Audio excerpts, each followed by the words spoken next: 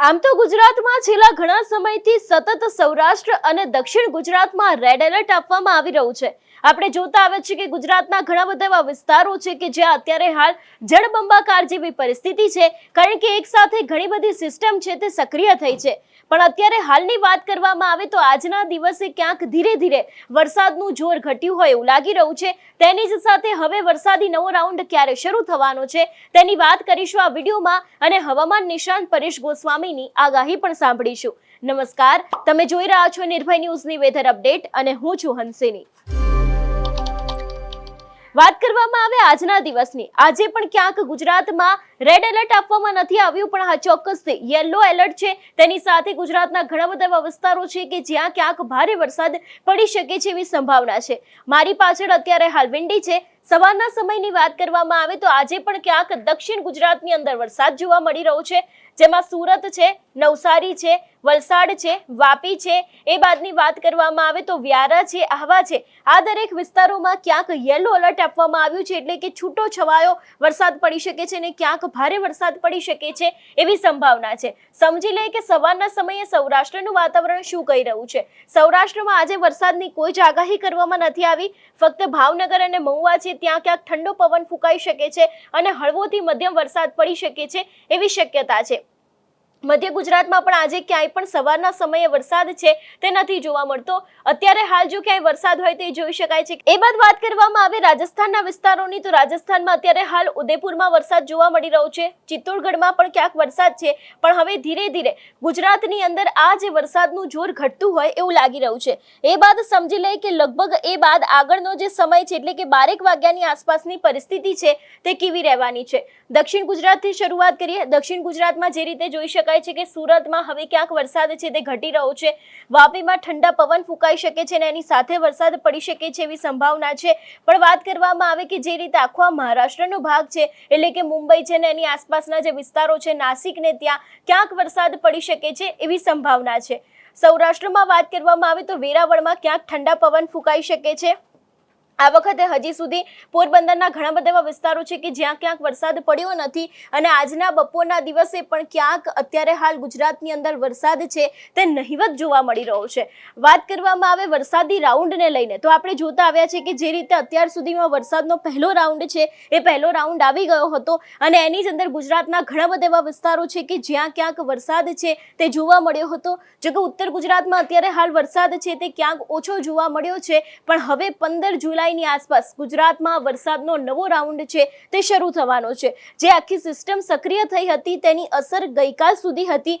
ગઈકાલ રાત સુધી ગુજરાતમાં આપણે જોયું હતું કે ઘણા બધા એવા વિસ્તારો છે કે જ્યાં વરસાદ જોવા મળ્યો હતો, પણ આજથી આ જ સિસ્ટમની અસર છે તે ગુજરાતમાં હવે ધીરે ધીરે ઓછી જોવા મળી રહી છે. અને આજે આખો વરસાદી રાઉન્ડ ચાલી રહ્યો હતો, એ જ વરસાદી રાઉન્ડનો હવે અંત આવ્યો છે, અને 15 તારીખની આસપાસ નવો વરસાદી રાઉન્ડ શરૂ થવાનો છે કે જે લગભગ 5 થી 7 દિવસનો હશે. અને એની જ અંદર સમગ્ર ગુજરાતની અંદર સાર્વત્રિક મેઘ મહેર થશે એવી શક્યતા છે. ની બાદ જુલાઈના અંતની અંદર અતિ ભારે વરસાદ પડી શકે છે એવી પણ શક્યતા હવામાન નિષ્ણાંત પરેશ ગોસ્વામી છે એમના દ્વારા વ્યક્ત કરવામાં આવી છે. આપણે બપોરનું વાતાવરણ જોયું કે બપોરે ક્યાંય વરસાદ છે તે નથી જોવા મળતો, ફક્ત દક્ષિણ ગુજરાતમાં જ વરસાદ છે. એ બાદ સમજી લઈએ કે હવે સાંજના સમયની શું પરિસ્થિતિ છે, અને એ પછી આપણે હવામાન નિષ્ણાંત પરેશ ગોસ્વામીને પણ સાંભળીએ અને હવામાન વિભાગની જે આગાહી છે એના ઉપર પણ નજર કરીએ.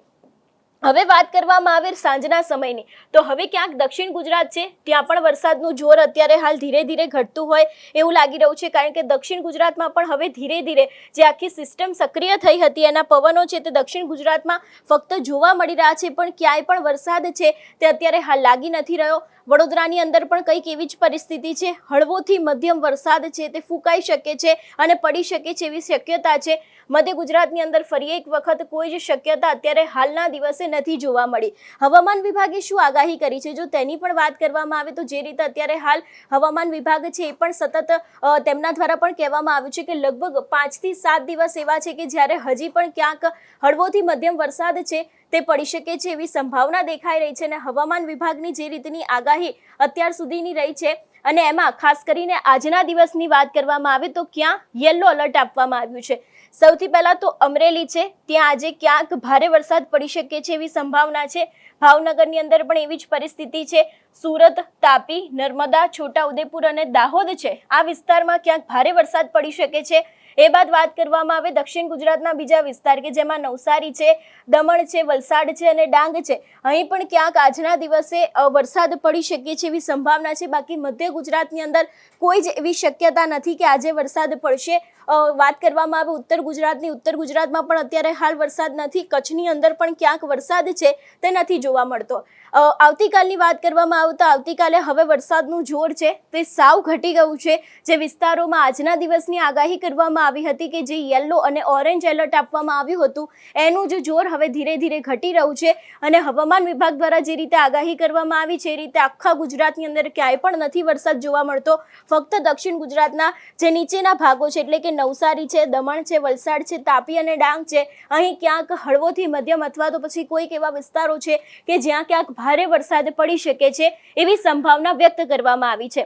મેં આગળ પણ કહ્યું એ રીતે કે હવે ક્યાંક આગામી સમયમાં વરસાદનો નવો રાઉન્ડ આવવાનો છે અને જે રીતે અત્યારે હાલ ધીરે ધીરે ગુજરાતની આસપાસ અને જે બંગાળની ખાડી છે, અરબ સાગરની ખાડી છે, દરેક જગ્યાએ ધીરે ધીરે જે સિસ્ટમ બની રહી છે એ જ સિસ્ટમની અસર લગભગ 5 દિવસ પછી ફરી એક વખત ગુજરાત ઉપર થશે અને એ બાદ ગુજરાતમાં ભારે વરસાદ આવી શકે છે એવી સંભાવના છે. હવે અમારા સહયોગી રીતિ છે એમને હવામાન નિષ્ણાંત પરેશ ગોસ્વામીની સાથે જ્યારે વાત કરી હતી ત્યારે તેમના દ્વારા શું આગાહી કરવામાં આવી છે તે પણ સાંભળીએ. પરેશભાઈ, ગુજરાતની અંદર આપણે જોયું કે રેડ એલર્ટ સાથે અતિ ભારે વરસાદની સંભાવના વ્યક્ત કરવામાં આવી હતી. હજુ પણ આ વરસાદનું જે રાઉન્ડ છે કેટલા સમય સુધી ચાલવાનો છે? જો રિધિબેન, આ વર્ષે ગુજરાતની અંદર આ સાર્વત્રિક વરસાદનો રાઉન્ડ આવ્યો. સાર્વત્રિક રાઉન્ડ આવ્યો છતાં પણ ગુજરાતના ઘણા વિસ્તાર એવા છે કે ત્યાં બિલકુલ વરસાદ નથી, અમુક વિસ્તારમાં ઓછો છે. એનું કારણ છે કે રાજ્ય વિસ્તારની દ્રષ્ટિએ પણ ખૂબ મોટું છે, એટલે સ્વાભાવિક રીતે સાર્વત્રિક રાઉન્ડ હોય છતાં પણ આપણે લગભગ 75 થી 80% વિસ્તારને વરસાદનો લાભ મળે અને 20-25% વિસ્તાર છે એ વરસાદથી વંચિત રહેતા હોય. સેમ પરિસ્થિતિ આ રાઉન્ડની અંદર પણ આપણે જોવા મળી છે, જેમાં અરબ સાગરની આ સિસ્ટમ હતી, એક વેસ્ટર્ન ડિસ્ટર્બન્સ હતું, બંગાળની ખાડીની સિસ્ટમ હતી, એની સાથે આનો શિયર ઝોન બન્યો અને આ તમામ પરિબળોને કારણે રાજ્યમાં સાર્વત્રિક વરસાદ થયો. પણ ખાસ આ સિસ્ટમ ખૂબ ધીમી ગતિએ ચાલી, સામે એક હાઈ પ્રેશર હોવાથી આ સિસ્ટમ છે એ એક જગ્યા ઉપર લાંબો સમય સુધી સ્થિર પણ થઈ, જેને કારણે દક્ષિણ સૌરાષ્ટ્રના ભાગો અને દક્ષિણ ગુજરાતની અંદર ભારેથી અતિ ભારે વરસાદ જોવા મળ્યો. અનેક જિલ્લાઓની અંદર નુકસાનકારક, જેમાં જુનાગઢ, ગીર સોમનાથ, અમરેલી, ભાવનગરના અમુક વિસ્તારો હોય, દક્ષિણ ગુજરાતના વિસ્તાર હોય, આમાં અતિ ભારે એટલે નુકસાની જેવો વરસાદ પણ ચોક્કસથી જોવા મળ્યો છે. હવે આ સિસ્ટમ છે એ ધીમે ધીમે ઉત્તર પૂર્વ દિશા તરફ આગળ વધી રહી છે, એટલે આવતીકાલથી હવે ધીમે ધીમે વરસાદમાંથી મુક્તિ મળવાની છે. જ્યાં વધારે વરસાદ છે એ લોકો તો ઓલરેડી હવે એવું ઈચ્છી રહ્યા છે કે હવે આ વરસાદ બંધ થાય તો સારું, કેમ કે હવે થોડું સામાન્ય કરતા વધી ગયું છે. એટલે હવે આ સિસ્ટમ ઉત્તર પૂર્વ દિશા તરફ આગળ વધવાની છે. છતાં પણ હજુ લગભગ 24 કલાક માટે, જો કે આજે મોડી રાતથી સૌરાષ્ટ્રના જે ગીર સોમનાથ હોય, અમરેલી હોય, ભાવનગરના દરિયાઈ કાંઠાના ભાગો હોય, એમાં મોડી રાત સુધી વરસાદ ચાલુ રહેશે, પણ મોડી રાત્રેથી ત્યાં હળવું પડી જશે. પણ દક્ષિણ ગુજરાતના જે વિસ્તાર છે રિધિબેન, એને હજુ પણ 24 કલાક માટે ભારેથી અતિ ભારે વરસાદની શક્યતાઓ છે. દક્ષિણ ગુજરાત એટલીમાં તમામ જિલ્લા આવી જાય, વલસાડ હોય કે વાપી, નવસારી, એક વગેરે જે હોય, મહારાષ્ટ્રના મુંબઈથી લઈને સુરત સુધી એ તમામ વિસ્તારમાં આવનારા 24 કલાક દરમિયાન અતિ ભારે વરસાદ વરસી શકે. 1 કલાકે 5 ઇંચ અથવા તેનાથી વધારે વરસાદ પડે તેવી પણ સંભાવનાઓ છે, કેમ કે હવે સિસ્ટમના આઉટર ક્લાઉડ પણ ત્યાંથી પસાર થઈ રહ્યા છે, એટલે થંડરસ્ટોર્મ પણ થશે. ઘણી જગ્યાએ ગાજવીજનું પ્રમાણ દક્ષિણ ગુજરાતમાં વધી જશે, પવનની ઝડપ પણ કદાચ વધી શકે છે, કેમ કે હવે આઉટર ક્લાઉડ પસાર થવાના છે. સિસ્ટમનો જ્યારે સેન્ટ્રલ પાર્ટ હોય ત્યારે એ વિસ્તાર થોડોક શાંત હોય, પણ જેના આઉટર ક્લાઉડ છે એમાં થોડુંક તોફાન વધારે હોય, એટલે આઉટર ક્લાઉડ પસાર થશે તો થોડુંક તોફાની વરસાદ પણ જોવા મળશે. અને આવનારા 24 કલાક દરમિયાન આપણે ઈચ્છતા નથી એવા વિડીયો દક્ષિણ ગુજરાતમાંથી આવી શકે છે, એટલે કે તબાહી ભર્યા દ્રશ્યો જોવા મળી શકે છે. જેમાં ડાંગ, આહવા છે એમાં પણ ખૂબ અતિ તીવ્રતા સાથે અતિ ભારે વરસાદની શક્યતા, જેમ સુરતની પણ એ જ પરિસ્થિતિ થશે અને વલસાડ, વાપી, નવસારીની પણ એ જ પરિસ્થિતિ થશે. એટલે આપના માધ્યમથી મારી તો દરેક નાગરિકોને અપીલ છે કે દક્ષિણ ગુજરાતના કોઈ પણ જિલ્લામાં, કોઈ પણ તાલુકા કે કોઈ પણ ગ્રામ્ય વિસ્તારમાં રહેતા હોય, નીચાણવાળા વિસ્તારમાં રહેતા હોય તો સલામત સ્થળે ખસી જવું, કેમ કે હવે તોફાની વરસાદની શરૂઆત અત્યારથી થવા જઈ રહી છે. અને તંત્રએ પણ અહીંયા એલર્ટ થવાની જરૂર છે. NDRF ની ટીમે અને બધાએ સ્ટેન્ડ બાય રહેવું પડશે, સાવચેતી રાખવી પડશે, રેસ્ક્યુ ટીમને તૈયાર રાખવી પડશે, કેમ કે હજુ દક્ષિણ ગુજરાતની અંદર 24 કલાક સુધી હજુ એક ઘાત રહેલી છે અને આ ઘાત હવે ખૂબ ભયાનક હશે. એટલે આ સિસ્ટમ પછી આવતીકાલે 24 કલાક બાદ આ ગુજરાત ઉપરથી પસાર થઈ જશે 8 તારીખથી. પછી ગુજરાતની અંદર વરસાદની તીવ્રતા અને વિસ્તાર બધામાં ઘટાડો થતો જશે. પછી એક પ્રકારે વરાપનો માહોલ નીકળશે. એક વાત ચોક્કસ એ છે કે પછી ગુજરાતની અંદર કોઈ એક્ટિવ સિસ્ટમ નહીં જોવા મળે, છતાં પણ આ 700 HPA લેવલથી જે સિસ્ટમ પસાર થઈ હોય રીતિબેન, તો સ્વાભાવિક રીતે અમુક ભેજ છે તૂટેલો હોય અને સાથે મોન્સૂન ઓફશોર ટ્રફ છે હજુ સક્રિય છે. એટલે આ આવતીકાલથી વરસાદની તીવ્રતા અને વિસ્તાર ઘટશે, છતાં પણ 15 જુલાઈ સુધી છૂટાછવાયા હળવા મધ્યમથી સામાન્ય ઝાપટા, પણ એ છૂટાછવાયા વિસ્તારમાં હશે. ઝાપટાથી લઈને મધ્યમ વરસાદ છે એ વરસતો રહેશે. આ પ્રકારની પરિસ્થિતિ છે આવનારા દિવસમાં રહેવાની છે. હવે અરાઉન્ડ 15 તારીખ સુધી તમે વાત કરી કે છૂટાછવાયા વિસ્તારોમાં વરસાદ પડવાનો છે. હવે આ જ રીતે વરસાદ જોયું, આવનારા સમયમાં ફરીવાર આટલો વરસાદ ક્યારે આવશે? બીજો રાઉન્ડ ક્યારે શરૂ થવાનો છે? પહેલી વાત તો એ છે કે 15 તારીખ સુધી તો કોઈ મોટા વરસાદની સંભાવનાઓ નથી. પછી એક બંગાળની ખાડીની અંદર સિસ્ટમ બનવા જઈ રહી છે. અત્યાર સુધી જે આપણે વરસાદ પડ્યો એ અરબ સાગરની જે સિસ્ટમ હતી એને કારણે થયું છે. પણ બંગાળની ખાડી પણ હવે સાથોસાથ સક્રિય દેખાય છે અને બંગાળની ખાડીની અંદર એક સિસ્ટમ બનશે. લગભગ 15 થી 20 જુલાઈ આસપાસ ગુજરાત ઉપરથી પસાર થાય તેવી સંભાવનાઓ છે, જેને કારણે મધ્ય ગુજરાત, ઉત્તર ગુજરાત, કચ્છના વિસ્તારો, પશ્ચિમ સૌરાષ્ટ્રના વિસ્તાર હોય એને સારા વરસાદની શક્યતાઓ છે. સારા વરસાદ ખરા રીતિબેન, પણ આ રાઉન્ડમાં જે ધોધમાર પડ્યા એટલા નહીં. એટલે આના કરતા તો થોડીક તીવ્રતા ઓછી જ જોવા મળશે. કેમ કે તમારો સવાલ પણ એ છે કે આ રાઉન્ડમાં જે જોવા મળ્યો એવો વરસાદ ક્યારે? તો એવો વરસાદ તો હમણાં નહીં જોવા મળે, કેમ કે આ બહુ મોટી સિસ્ટમ હતી અને આમાં થોડુંક વરસાદની તીવ્રતા વધારે જોવા મળે. 15 થી 20 તારીખમાં હળવા મધ્યમ વરસાદ હશે. જે લોકોને વાવણી નથી થઈ એના માટે ફાયદારૂપ વરસાદ ચોક્કસથી હશે. એટલે 15 થી 20 તારીખમાં વરસાદ આવશે, પણ તીવ્રતા ઓછી રહેશે. એમાં વિસ્તાર પણ કદાચ ઓછા હશે. એ પણ આમાં તો 80% વિસ્તાર હતા, એમાં 80% વિસ્તારને ન કવર કરે. પછી સાર્વત્રિક રાઉન્ડ જે આવશે એ તો પછી જુલાઈના એન્ડમાં આવશે. એટલે કે 25 થી 31 જુલાઈ સુધીનું જે સેશન હશે એમાં પાછો સાર્વત્રિક રાઉન્ડ હશે. એની તીવ્રતા અને વિસ્તારની દ્રષ્ટિએ ખૂબ સારો રાઉન્ડ હશે. એટલે એની અંદર પાછો ભારેથી અતિ ભારે વરસાદ વરસે એવી શક્યતાઓ છે. બાકી 15 થી 20 તારીખમાં વરસાદ ચોક્કસથી થશે, પણ એટલો ભારે વરસાદ નહીં હોય. આમ જોવા જઈએ તો લગભગ ઉનાળા દરમિયાનથી અમે એક વાત કરતા આવ્યા છીએ, મે મહિનો હોય કે જૂન મહિનો હોય, આપણે અલ્નીનોની ચર્ચા ઘણી કરી હતી કે અલ્નીનો આવશે. ઘણી બધી ચેનલે, ઘણા બધા વેધર એક્સપર્ટે બતાવ્યું કે અલ્નીનોને કારણે દુષ્કાળ પડશે, આમ થશે, તેમ થશે. પણ હું એક વાત ચોક્કસથી કરતો હતો, ભાઈ અલ્નીનો સક્રિય થવાનો છે એમાં ના નથી, છતાં ગુજરાતનું ચોમાસું નબળું નથી થવાનું. શું કામ? તો કે આપણા માટે આઈઓડી છે ફાયદાકારક રહેશે. આઈઓડી નું ફૂલ ફોર્મ થાય ઇન્ડિયન ઓશન ડિપોલ, એટલે કે જે હિન્દ મહાસાગરનું તાપમાન છે એ ફેવરેબલ રહે છે અને એને કારણે અરબ સાગરને કાંઠે આવેલા 5 રાજ્ય છે, ગુજરાત, મહારાષ્ટ્ર, કોંકણ, ગોવા, કર્ણાટક અને કેરળ, 5 રાજ્યોનું ચોમાસું મધ્યમથી સારું થશે.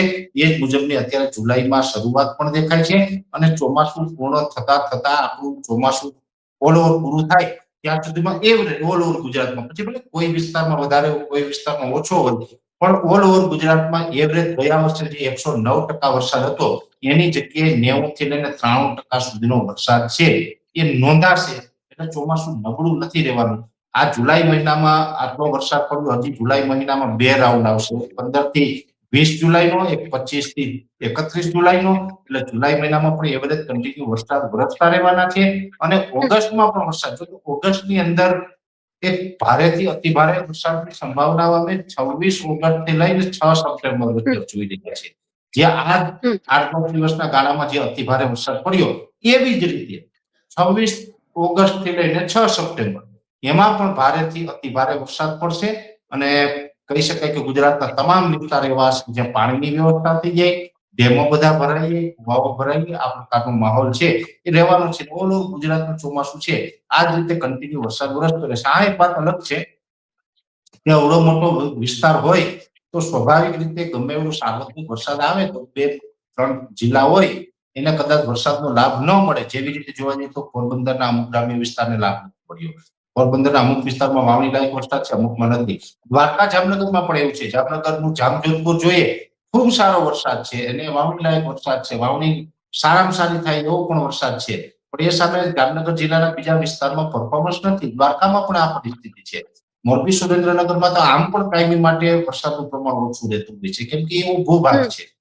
તો ત્યાં પણ વરસાદ છે પણ પ્રમાણ ઓછું. આજે રાત્રે બનાસકાંઠા, વાવ, થરાદ અને પાટણ જિલ્લામાં પણ આમ તો વરસાદ નોંધાયો. ઘણી જગ્યાએ ભાભર સહિતના વિસ્તારો, વાવ તાલુકાના વિસ્તારો વાવણી લાયક વરસાદ આજે રાત્રે 7 તારીખે સવાર સુધીમાં પડ્યું છે. એટલે જે રીતે આપણે હવામાન વિભાગની આગાહી જોઈ કે હવે ક્યાં ગુજરાતની અંદર ધીરે ધીરે વરસાદનું જોર છે તે ઘટ્યું છે. અત્યારે હાલ તમારા વિસ્તારમાં વરસાદ છે કે કેમ એ અમને કમેન્ટ કરીને ચોક્કસથી જણાવજો. તેની સાથે અમારી ચેનલ નિર્ભય ન્યૂઝને લાઇક, શેર અને સબસ્ક્રાઇબ કરવાનું ભૂલશો નહીં. નમસ્કાર.